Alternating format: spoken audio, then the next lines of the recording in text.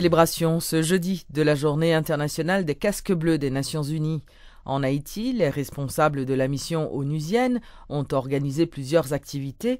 Citons en exemple l'hommage rendu aux hommes et femmes ayant servi dans des opérations de maintien de la paix en raison de leur niveau exceptionnel de professionnalisme, de dévouement et de courage, et afin aussi d'honorer la mémoire de ceux qui ont perdu la vie au service de la paix. Depuis son établissement par le Conseil de sécurité et son déploiement en 2004, la mission des Nations Unies pour la stabilisation en Haïti multiplie ses efforts en vue de la stabilisation du pays, en étroite collaboration avec les autorités haïtiennes et la population.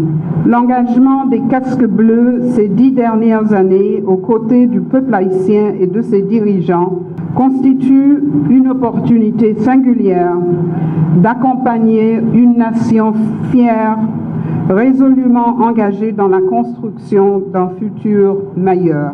Ceci exige indubitablement une structure démocratique où le personnel politique est régulièrement renouvelé dans la transparence pour implanter la démocratie qui implique le pluralisme idéologique et l'alternance politique selon le vœu de la Constitution.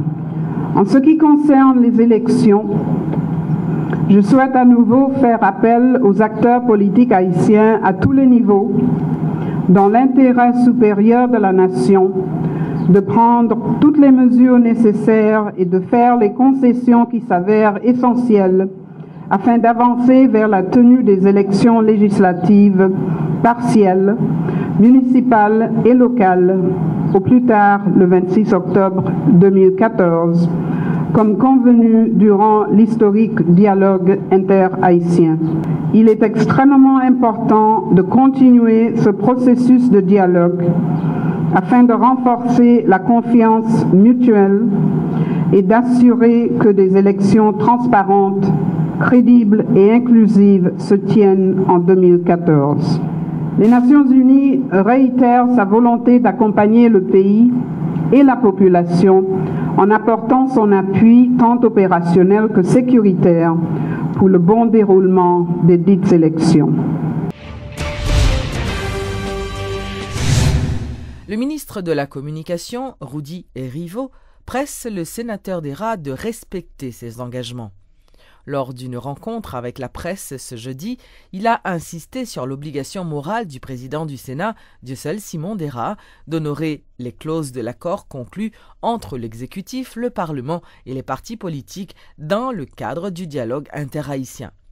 L'ancien sénateur, qui se dit de plus en plus étonné de l'attitude adoptée par le président du Grand Corps, a rappelé l'importance que revêt l'organisation des prochaines compétitions électorales pour le pays. Alors que le président du Sénat de la République tente à chaque intervention de justifier son refus de respecter ses engagements en ce qui concerne l'application de l'accord d'El Rancho, Rudy Erivo tente de le ramener à la raison. Le ministre de la Communication est en effet sans équivoque le sénateur Dieussel Simon d'ERA doit agir en homme d'État responsable. C'est la mort dans l'âme que je vois que c'est mon ami, mon frère, le sénateur d'ERA, qui s'empêtre dans cette stratégie un petit peu abracadabrante, de faire passer le temps et pour pouvoir rejeter la responsabilité de la non-tenue des élections, c'est ça son objectif clair et affirmé, sur l'exécutif. Mais c'est une stratégie qui ne passera pas.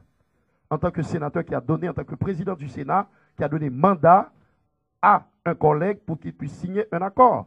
Aujourd'hui, il ne peut pas se défiler, c'est-à-dire et déclarer ex cathedra qu'il n'est pas partie prenante, que le Sénat n'est pas partie prenante de l'accord de El Rancho. C'est archi faux, c'est un mensonge. Si le processus électoral tarde encore à se mettre en branle, le président de l'Assemblée nationale est l'un, sinon le principal responsable, selon l'ancien sénateur Lavalas, devenu ministre de Michel Martelly. Alors que le temps passe et que l'échéance électorale se rapproche, le ministre de la Communication se dit favorable à ce que le Conseil électoral provisoire poursuive la préparation de ces joutes. Et comme pour confirmer que le CEP s'apprêterait à publier sous peu un calendrier électoral, Rudy Erivo juge nécessaire que l'institution, dirigée par Maître Fritz Tocanton, commence à poser des actions concrètes pour accomplir sa mission. Le CEP doit commencer à travailler. Ils doivent prendre des initiatives. Ils doivent se mettre au travail. Ils doivent même commencer à plancher, définir au moins un pré. J'ai choisi bien mon terme. Un pré-calendrier électoral. Le train ne pourra pas attendre indéfiniment. Compte tenu de la volonté exprimée par le pouvoir en place d'organiser les municipales et locales à la fin de cette année, certains diraient que la position de M. Erivo est logique. Mais peut-on parler de calendrier ou encore de pré-calendrier électoral lorsqu'au Sénat de la République, le processus devant aboutir aux amendements de la loi électorale est au point mort? Lancement ce jeudi par le ministère des Affaires sociales et du Travail en collaboration avec l'UNICEF d'une étude sur les enfants en domesticité en Haïti. Une réunion de travail s'est tenue autour du thème « L'enfant en domesticité, comprendre pour mieux agir ». Selon les acteurs, il s'agit d'une démarche devant permettre aux autorités concernées et à la population, bien sûr, de mieux comprendre la situation des enfants en domesticité afin d'agir en conséquence. La domesticité en Haïti, un sujet qui préoccupe au plus haut point les autorités haïtiennes. Selon des chiffres communiqués par le ministère des Affaires sociales, 3% d'enfants sont touchés par ce phénomène. À bien analyser la situation, la domesticité infantile est perçue de différentes manières. Pour certains, c'est un moyen d'entraide sociale, pour d'autres, c'est un système lucratif déguisé sous cette forme qui permet de se procurer une main-d'œuvre à bon marché. Dans les deux cas, le constat est alarmant, déplore le ministre des Affaires sociales, Charles Jean-Jacques. Nous sommes au pays, je vais répéter là encore, qui a une grande fierté. Nous sortis dans l'esclavage, nous faisons plus de lutte qui existe dans l'histoire. C'est inacceptable aujourd'hui pour nous petits pays qui vivent dans l'esclavage, qui ont propre famille qui sont haïtiens pareil. Et c'est dans cette optique que le ministère des Affaires sociales, en collaboration avec 23 autres partenaires locaux et internationaux, a lancé ce jeudi une étude qualitative et quantitative sur le phénomène des enfants en domesticité en Haïti. Cette enquête devra permettre aux autorités concernées et à la population d'être mieux renseignées sur la situation de ceux que l'on appelle parfois reste-avec dans le pays. Nous-mêmes, ce qui est important, c'est output là. Qui ça qui sorti? Entre-temps, nous n'avons pas de résultats. Entre-temps, nous continuons à continuer dans la rue. Nous continuons à adresser pour nous, nous continuons à faire sensibilisation.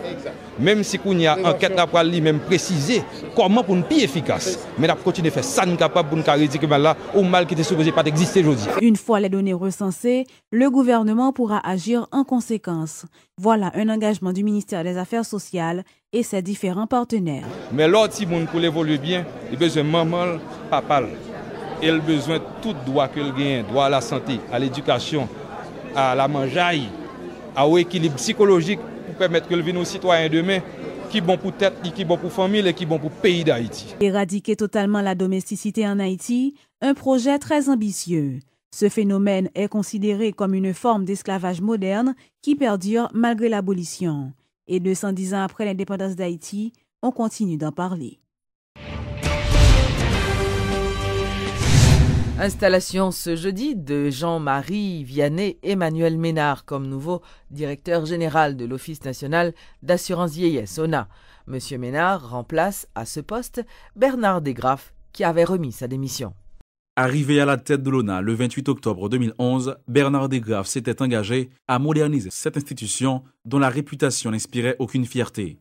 Informatiser le système, initier de nouveaux programmes et réparer certaines infrastructures, ce sont quelques-unes de ces initiatives. Sont déjà en place, ici à l'ONA, un système informatique de haute capacité qui centralise toutes les données de l'institution, la mise en réseau et l'interconnexion de tous les bureaux régionaux et annexes de la zone métropolitaine. Mais très vite, la gestion de Bernard Desgraffes, à tort ou à raison, a commencé à susciter des questionnements et la Commission des Affaires étrangères du Sénat, qui s'est penchée sur la question, avait réclamé la démission du directeur, c'était en avril 2013. Mais M. Desgraffes allait profiter d'un répit jusqu'au 25 mars 2014, quand des employés de l'ONA ont décidé de lancer leur mouvement de protestation contre lui.